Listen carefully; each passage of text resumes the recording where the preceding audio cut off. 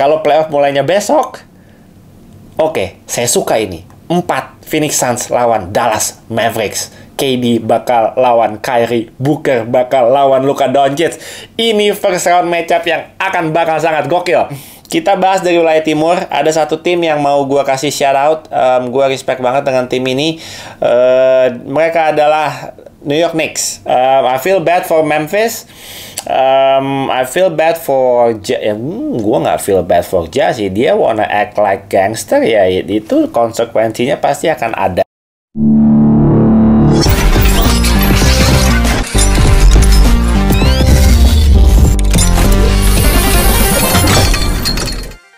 Ngobrol NBA episode 45. Kemarin kita bahas KD di Phoenix Suns. Hari ini nggak cuma KD yang akan kita bahas. Ini sebenarnya gue nggak nyiapin materi apapun di episode 45 ini karena belum banyak yang seru nih di NBA belakangan ini. Tapi standing dan klasemennya seru banget, terutama di wilayah barat.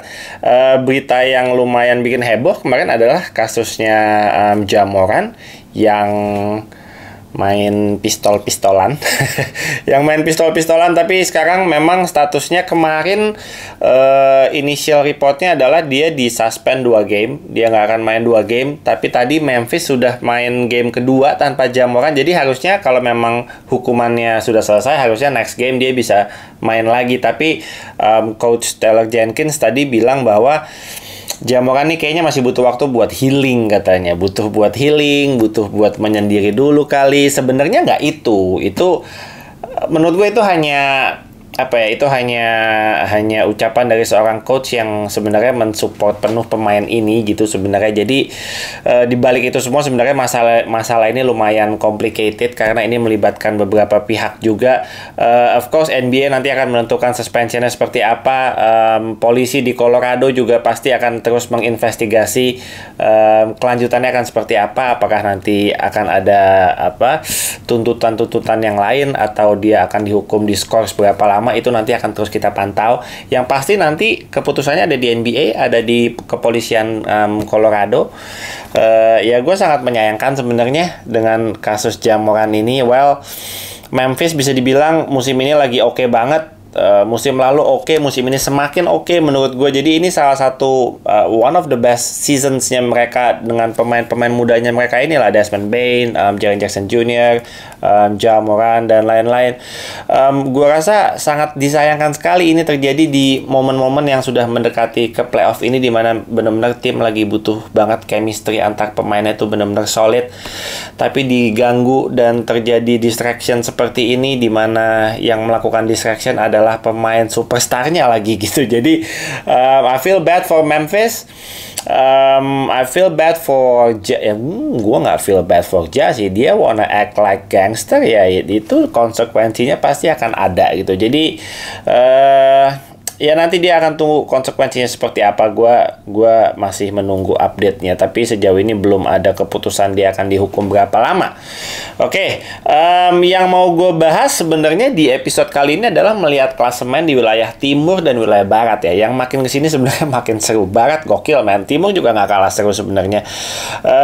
Saya lagi good mood, tapi saya nggak bisa lama-lama. Saya lagi good mood banget tadi pagi karena sih saya ngalahin Golden State Warriors. Sorry ya, mohon maaf Dub Nation. Nanti kita ketemu lagi 6 April ya. Sebulan lagi kita ketemu lagi. Menang kok nanti. Tapi hari ini sih dulu yang menang lah. Kita lagi fight banget nih buat masuk play-in. Walaupun ya nanti kita bahas lah di klasemen ya. Kita bahas dari wilayah timur. Ada satu tim yang mau gue kasih shout out. Gue respect banget dengan tim ini. Mereka adalah New York Knicks. New York Knicks, gue jarang sekali membahas tentang New York Knicks, tapi gue rasa Tom Thibodeau sudah menemukan formula yang pas dengan 9-man rotationnya, 9 player rotationnya New York Knicks. Sejak Tom Thibodeau melakukan 9-man rotation, menurut gue mereka menang-menang terus. Dan sejak trade deadline kemarin, dimana gue sudah bilang di Instagram juga gue mention Josh Hart dari Portland Trail Blazers akhirnya pindah ke New York Knicks. Dia adalah pemain yang amat sangat tepat dan amat sangat disukai sama Coach Tom Thibodeau. Jadi Coach Tibbs itu sangat-sangat suka pemain yang hustle dan energinya kayak Josh Hart. Josh Hart itu gue menyebut dengan istilahnya dia tuh glue guy ya. Dia tuh yang menyatukan tim sebenarnya. Dia tuh glue guy. Contoh glue guy itu Kalau di Phoenix Suns kemarin itu ada Mikal Bridges sebelum di trade ke Brooklyn Nets. Itu di Phoenix Suns itu glue guy-nya adalah Mikal Bridges. Kalau di let's say di New Orleans Pelicans gitu, glue guy-nya menurut gua adalah Herb Jones. Kalau di Warriors misalnya, Warriors itu glue guy-nya adalah Draymond Green. Itu adalah pemain-pemain yang sebenarnya hasil dan energinya itu, effortnya itu di lapangan sangat-sangat krusial. Dia nggak harus nge-score banyak sebenarnya, tapi impact-nya di lapangan itu begitu besar. Dan Josh Hart sejak di trade di New York Knicks, sejak All-Star break kemarin, dia itu plus minusnya itu tertinggi di NBA kalau nggak salah. Plus minusnya itu tinggi sekali. Dia impact-nya di lapangan sangat-sangat luar biasa, walaupun poinnya nggak 20-30, tapi defense-nya bagus banget. Dan all the little things, hal-hal kecil yang dia lakukan di lapangan itu yang nggak kelihatan di box score itu ngasih perbedaan yang sangat-sangat luar biasa ke New York Knicks. Kalau nggak salah New York Knicks itu belum pernah kalah sejak adanya Josh Hart. Tadi kalah akhirnya sama si Charlotte Hornets kalau nggak salah tadi kalah. Tapi Jalen Brunson tadi juga nggak main. So, shout out buat New York Knicks. Mudah-mudahan kedepannya makin oke ya. Ini kita sambil cek klasemen di wilayah timur. Posisi pertama tentu masih ditempati sama Milwaukee Bucks. Boston Celtics di posisi kedua. 10 game terakhir Boston Celtics hanya menang 5 kali dan kalah 5 kali. Itulah kenapa Milwaukee makin sedikit menjauh dari Boston Celtics di puncak klasemen ya. Di posisi ketiga hanya terpaut 1,5 game dari Boston Celtics, itu ada Philly. Philly juga gokil nih. Philly nih, ini ada pemain si Embiid nih, gue punya action figure Embiid nih. Embiid sama si Harden tuh kalau main bisa 20 assist gitu, gokil man. Embiid gokil, Harden gokil. Philly ready to make some noise. Mudah-mudahan di playoff ya musim ini. Nah ini seru yang keempat, posisi 4 sama 5. Ini Cleveland sama New York Knicks. Ini seru banget, hanya terpaut 2 game. Di posisi 4 ada Cleveland, posisi 5 ada New York Knicks. Melihat permainan New York 10 game belakangan ini, nggak menutup kemungkinan New York akan berusaha untuk terus naik ke posisi 4. Kenapa harus ke posisi 4? Karena posisi 4 nanti akan dapat home court advantage di round 1. Di playoff babak pertama itu penting sekali untuk New York Knicks bisa nyalip ke posisi 4 menyusul Cleveland. Mudah-mudahan Cleveland nggak terus anjlok nih, karena di 10 game terakhir hanya menang 6 kali dan kalah 4 kali. The hottest team tentunya di wilayah timur, selain Milwaukee Bucks, tadi gue udah sempat mention, ada New York Knicks di posisi kelima. Gokil. Posisi 6 ada Brooklyn Nets. Lumayan keteteran juga sejak kemarin perpindahan dan perubahan besar-besaran di tim ini. Tapi ya 10 game terakhir masih menang 4 kali, kalah 6 kali, nggak drastis banget turunnya. Jadi sekarang masih ada di posisi ke-6. Nah, di posisi 7 sampai 10 di zona play-in ini ada Miami Heat, Atlanta Hawks, Toronto Raptors, dan juga Washington Wizards. Di bawahnya ada Chicago Bulls sama Indiana Pacers, yang menurut gue dua tim inilah yang di luar zona play-in yang sebenarnya masih punya harapan untuk naik ke zona play-in. Nah, menurut teman-teman gimana nih? Kalau di wilayah timur, kira-kira siapa tim-tim yang di zona-zona play-in nih yang lagi rawan-rawan, atau yang di luar zona play-in yang mungkin bisa nyodok ke atas, dan siapa yang di zona play-in yang mungkin bisa terlempar keluar dari babak play-in? Kira-kira teman-teman menurut kalian siapa nih? Coba gas di kolom komen ya, gue pengen dengar pendapat teman-teman. Seru juga di wilayah timur, tapi yang gokil ini wilayah barat bro. Asli wilayah barat ini, Denver ini menurut gue untouchable di wilayah di nomor 1 di puncak. Menurut gue belum lihat sisa jadwal mereka sampai dengan akhir musim, tapi menurut gue agak susah buat digeser Denver Nuggets. Jadi gue anggap 95% kalau nggak ada yang aneh-aneh, Denver akan lock di posisi 1 wilayah barat. Nah, di posisi 2 sama 3 Memphis dan Sacramento Kings. Menurut gue Sacramento bisa nyodok ke posisi 2. Melihat Memphis tanpa Ja Morant, gue nggak tahu Ja Morant akan absen berapa lama dan impact-nya dia ke chemistry team akan seperti apa nantinya.